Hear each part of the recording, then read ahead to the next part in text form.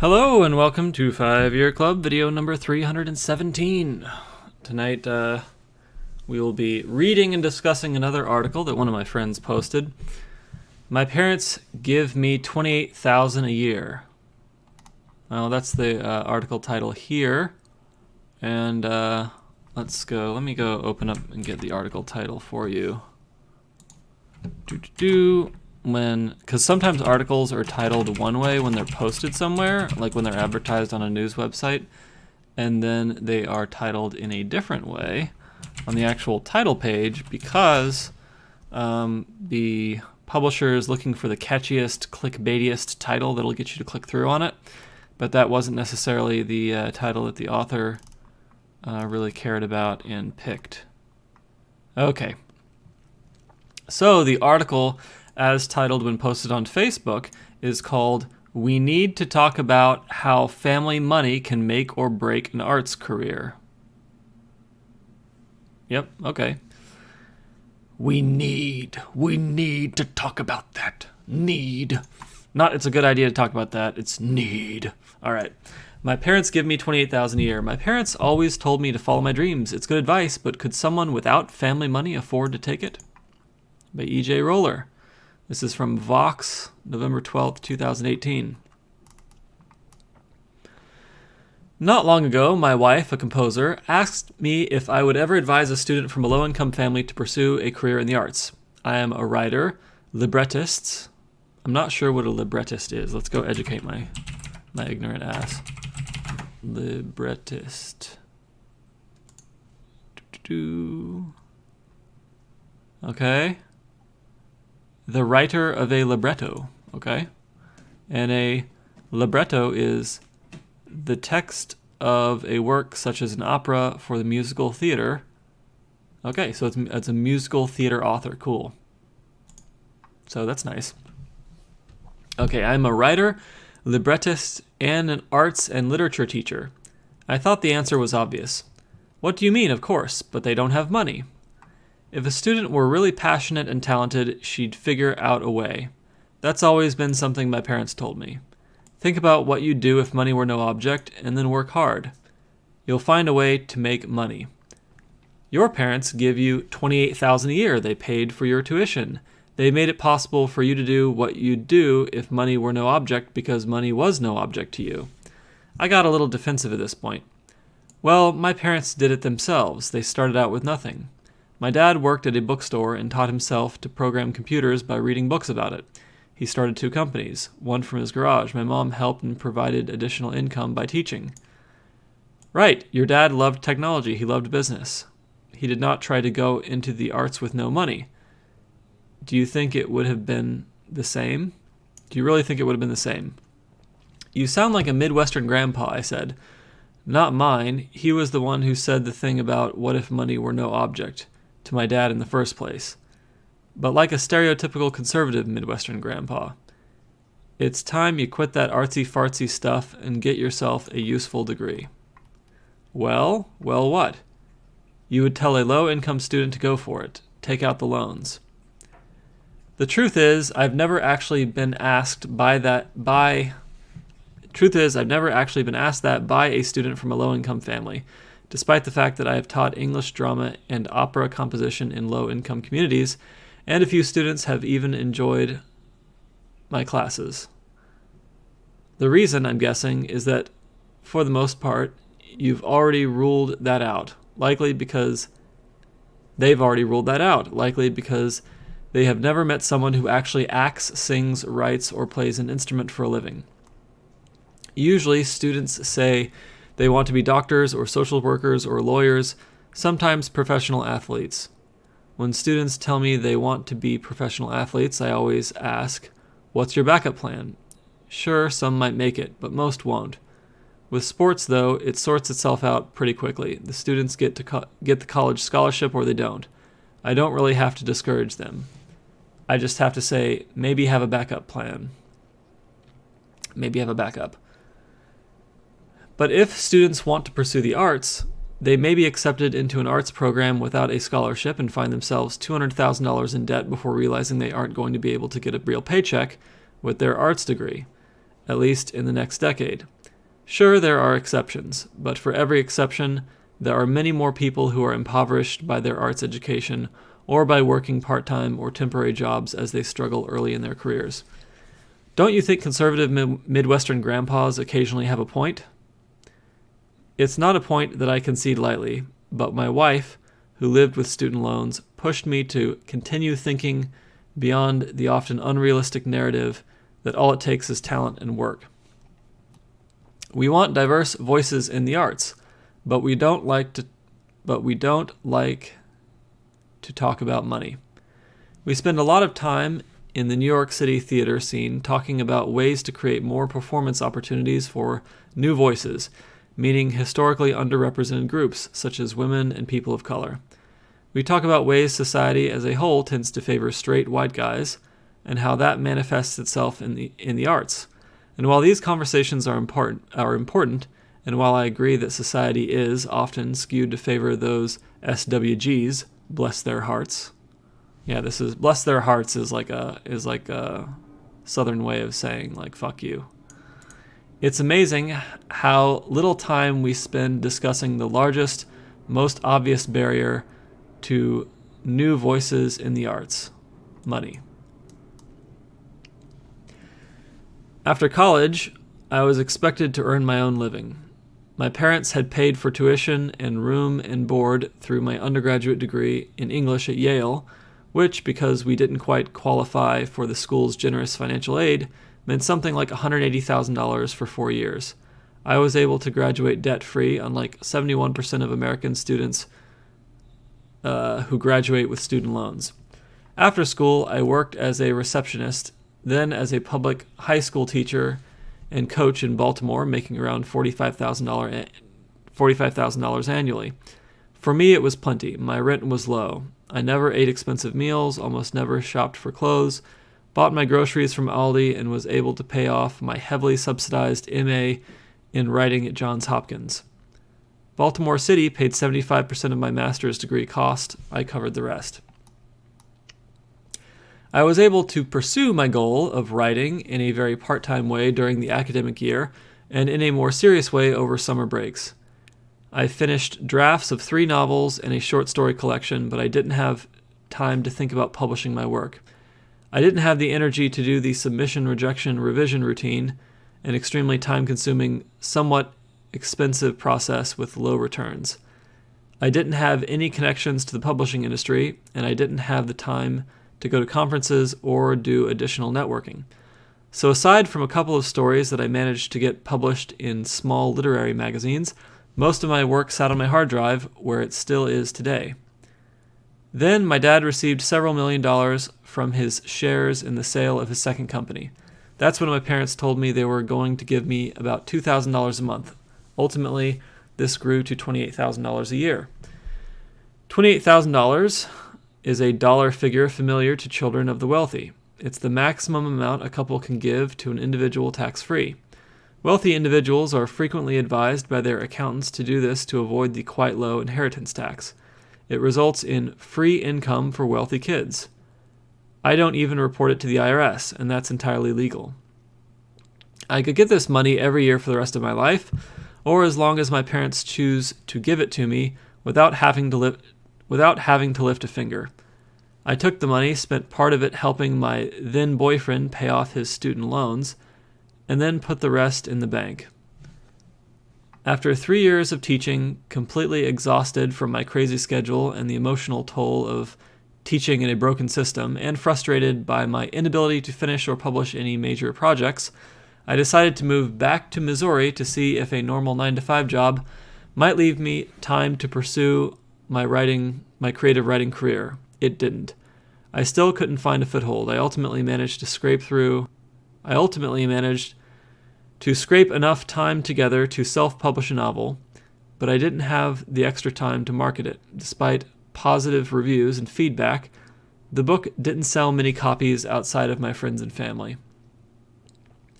I needed to change tactics and mediums. I decided to bite the bullet and move to New York to pursue writing for theater full-time. This time, I knew I'd need to get regular feedback and networking connections. I started a graduate degree, an MFA in musical theater writing at New York University.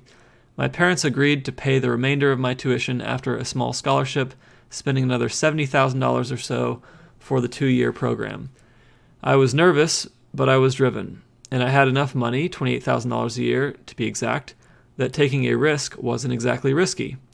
Of course, New York is expensive. When my boyfriend suddenly left me, I had to pay $1,450 a month, or $17,400 a year, for rent on my own, not including utilities. I quickly drained my savings and found myself dependent on the gift money from my parents. My work-study position and stint as a brunch hostess, all I could manage during my intensive program, were not enough to cover basic living expenses. Still, when I graduated, I had a huge advantage over many of my classmates. I was debt-free, and the $28,000 kept coming. What $28,000 a year bought me? $28,000. A person in my home state of Missouri can work 40 hours a week, 52 weeks a year, and make only $16,328, and still have to pay tax on it. So what does this $28,000 a year mean to me as an artist? The biggest thing it buys is time. Instead of working 50 to 60 hours a week at survival jobs like many of my art school friends, I was working 20 to 30 hours a week, which included reffing for an adult sports league, matchmaking for a dating company, typing payroll for a law firm, and coordinating for a youth tennis league. I was able to use the remaining time to write. I was able to take fulfilling, career-enhancing teaching artist residencies, participate in a well-connected bi-weekly workshop, and network through an unpaid internship, all of which helped get my career started, none of which I could have done with a full-time job. I could also cover the little things. When my hard drive crashed, I just went to the Apple store that day and picked up a new $1,000 MacBook Air. I had money to pay for recordings and submission fees for workshops and contests. I wasn't living extravagantly, and I wasn't putting away enough to retire, but I could keep pushing ahead in my career in those crucial years immediately after school. I finally made those connections. I got my work to increasingly bigger stages. I did that without the financial anxiety that so many of my friends have, anxiety that can lead to panic attacks. I did it without having to rely on a partner for steady income. My parents always spoke of the gift as an investment, and I did my best to pay it off. Still, it wasn't until I got married this year, moved to an affordable part of Connecticut, and took on a new full-time teaching position that I felt financially stable and responsible. Shortly after we started dating, my wife began her graduate program at a music school that covers tuition and provides a stipend and teaching opportunities for all of its students. Between teaching and commissions, we now make enough in combined income that we no longer live off the gift, but can pass it along to others. We can also start planning for a family and saving for retirement while continuing to work in the fields we love, oftentimes together. We still have to put in long hours, and we certainly aren't famous, but we don't have to worry. Finally, at age 33, I can earn my own way and still move forward in an arts career. All it took was a hell of a lot of work and nearly $500,000 from my parents. How we fix this. I don't like to talk about money around my colleagues who are struggling. It's uncomfortable, to say the least, to think about our financial advantage. When people asked me how I made it work, I would mumble something about my teaching artist gig paying well. It did, but it wasn't that many hours. If I were feeling honest, I might have said something vague like, well, my parents help a little.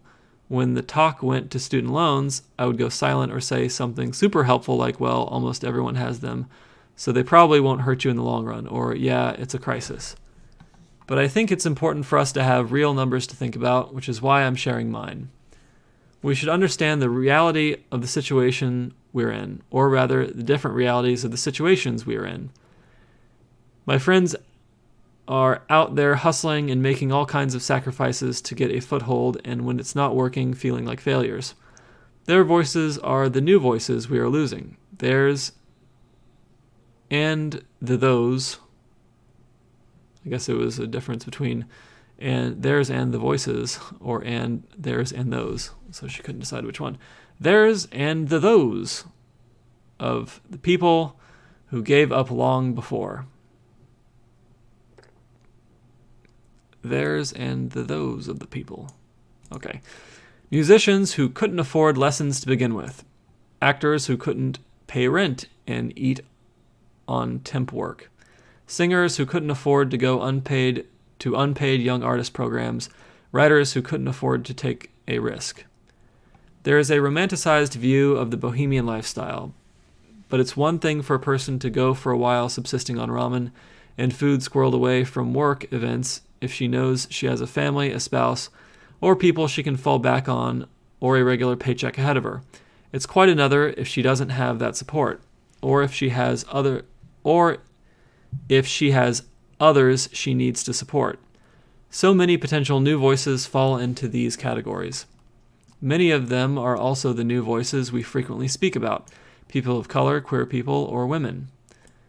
There is a significant intersection, which makes sense considering that people of color and women were not even allowed to own property for a long time.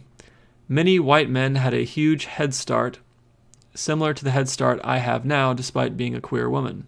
Historically marginalized people also have additional factors working against them, making it even harder to get by as artists. Fewer roles, unacknowledged biases, societal pressure, biological clocks, all problems that are exacerbated if they don't have financial support and a safety net. We need to be advocating for more far-reaching solutions. We need to fight for free tuition for all higher education. This solution frees not only artists, but all people from a major financial burden that derails those living paycheck to paycheck and prevents them from moving forward toward their goal. Artists, of course, are not the only people suffering from student loan debt and low wages. We need to find ways to make any job that requires an educational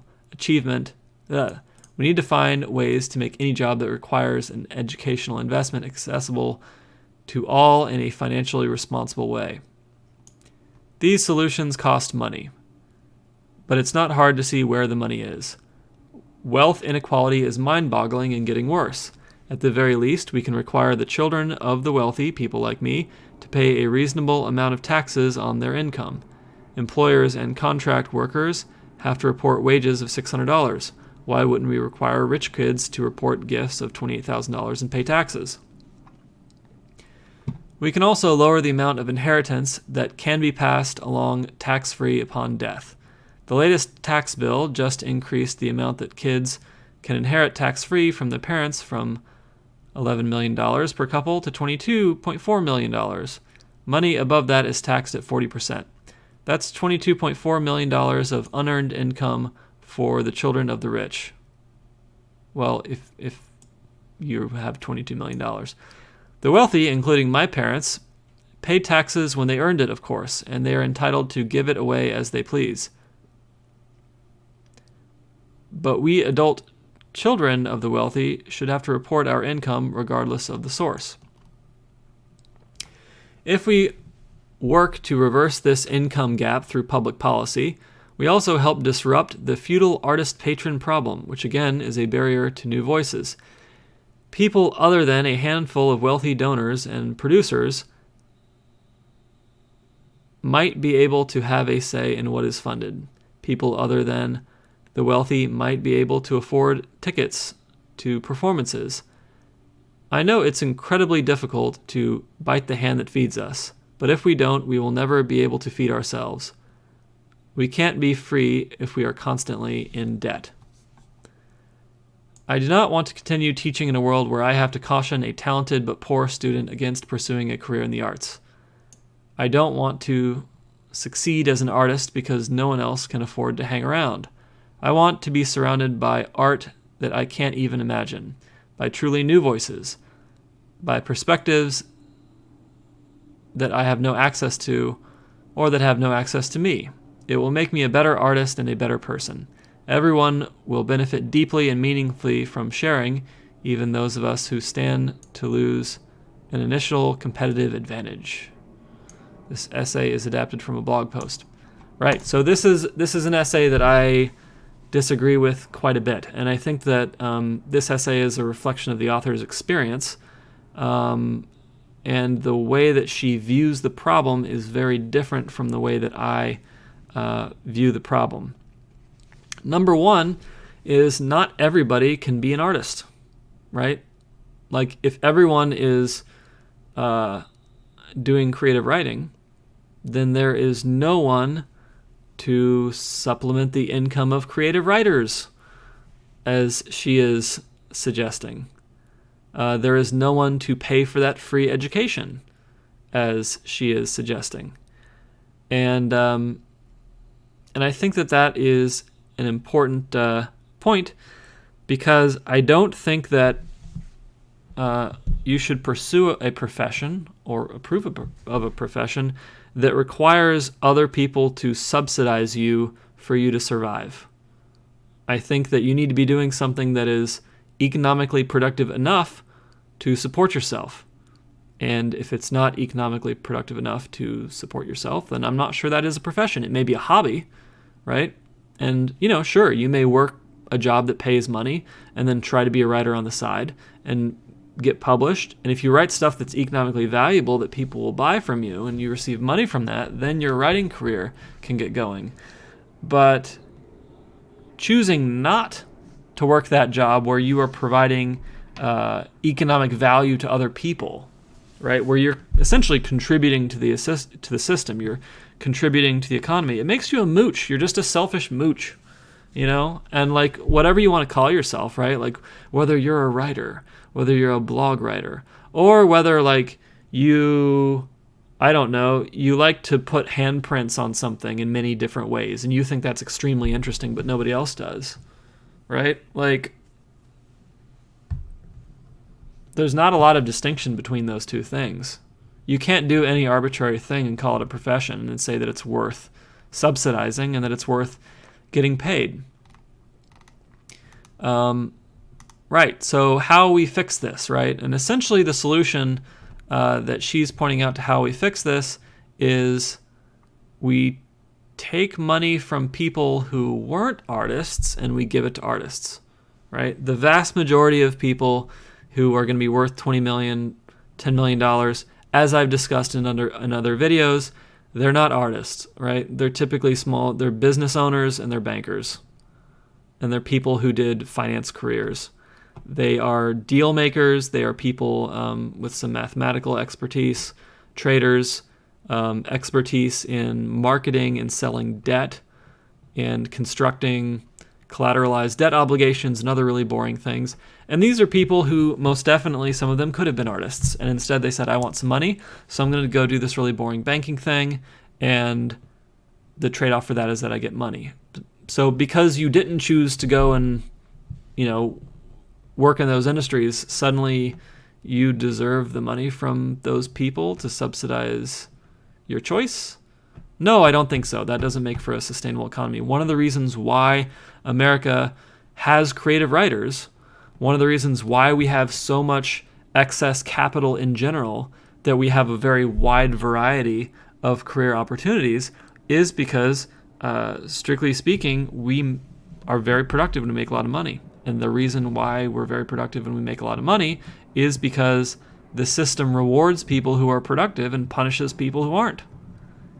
And so there is a very real long-term interest in discouraging people from writing who can't figure out how to be financially productive at the same time, economically productive at the same time. And I think that I'm trying to find, I think it was right before the how we fix this part. All right, so how we fix this. So in my view, we don't fix this, right? Like there's no fix to be had. I think that in my view, the way that we fix this is she stops taking $28,000 from her parents, stops complaining about how hard it was to go through a bunch of bullshit and get, an MFA paid for or whatever, and become an official writer. And instead, she figures out how to generate income for herself. And she does it the hard way instead of thinking that everyone needs to be able to do it the easy way like she did, right? I think there's some subtle stuff in this article where, what she says is a reflection of her experience, right? She says between teaching and commissions, we now make enough in combined income that we no longer live off the gift, but can pass it along to others.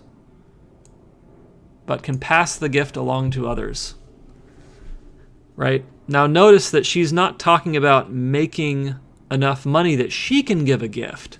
She's still passing the economic productivity of somebody else along to others. And so that's what she wants to do to solve the problem in general.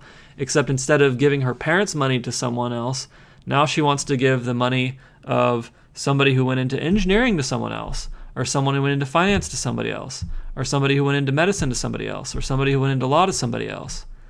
Because her experience has been that this stuff is funded by somebody else. Her experience has been that she is not the one who is responsible for earning the money to enable this for other people, to make this happen for other people. And I simply don't have this point of view. And you know what? I am lucky like her in one particular way, which is that my college tuition was quite a lot, probably something on the order of $160,000, so not all that different from the $180,000 that she talked about for Yale. And it was paid for by money from my grandfather's investments and savings, right? So he was a surgeon and he invested and saved a lot of money, and eventually that money was still hanging around that I could attend an Ivy League school for full price with pretty much no financial aid. I had a work study that supplemented my $4.50 salary by another $4.50, right? Because I worked for 3 out of the 4 undergrad years, maybe 4 out of the 4. I gotta think about it in different ways. Anyway, the point is that the way that I took that is I said, wow, I am so lucky that I was able to benefit from this money. And so now I feel obligated that I need to earn a lot of money. I need to save a lot of money. I need to productively invest that money so that someday I'm able to contribute that going forward, so that I'm not just mooching off of this prior productivity, and so that I'm actually contributing something to the system. And I'm not seeing that in this article, right? I'm just seeing that she can spend her own money on her own retirement and her own potential family and children and her own deal, and that money from her parents can go to someone else, but she's not responsible for increasing its amount. She's not responsible for one-upping her parents and growing that source of wealth so that there's an opportunity for an even bigger gift in the future. And I don't like that. That's not where I'm at. I think if you really believe in a lot of these causes, you need to directly contribute to them. And I think one of the biggest ways to increase causes is by providing money toward those causes. Now, there are different ways of doing that, right? You don't have to necessarily go out and start a business and earn the money yourself, right? You could network and meet a bunch of rich people and simply convince them of the worthiness of the cause and start a nonprofit that way or raise a fund that way. I think that's also a completely valid way to contribute, because what you'll see if you look at wealth is that there are really hard problems to solve in business to earn enough money and to build wealth and to build a lot of wealth.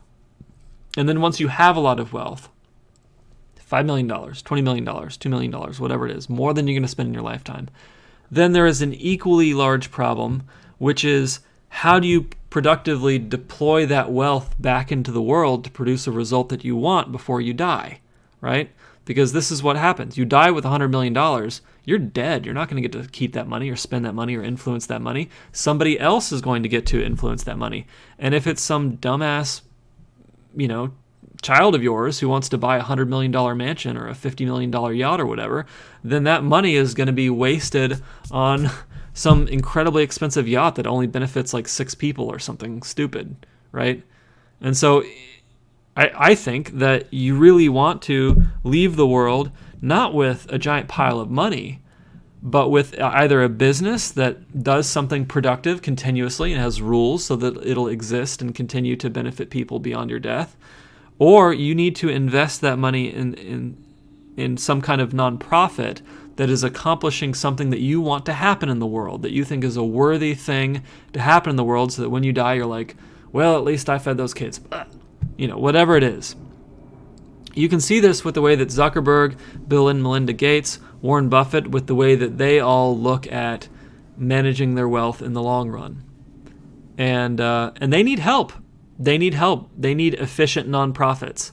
They need help figuring out how to deploy that money in a way that is not wasteful. So I think helping that to happen, that's also a completely valid way. But the point here is that, and it's an important point, that those people are giving their money voluntarily. It's not a tax. And I strongly disagree with this person's philosophy on the death tax, basically, that the government should be allowed to take your money when you die and distribute it however they want. That all of people's productivity should be consumed by this central organization and then spent however those elites believe that it should be spent. I think that's completely bogus and not efficient and not good for anybody in the long run. And I don't agree with it. So, yeah, that's where I'm at. Man, that is such a recipe for corruption. If the government can just consume everything just because people are dying. So that's where we differ.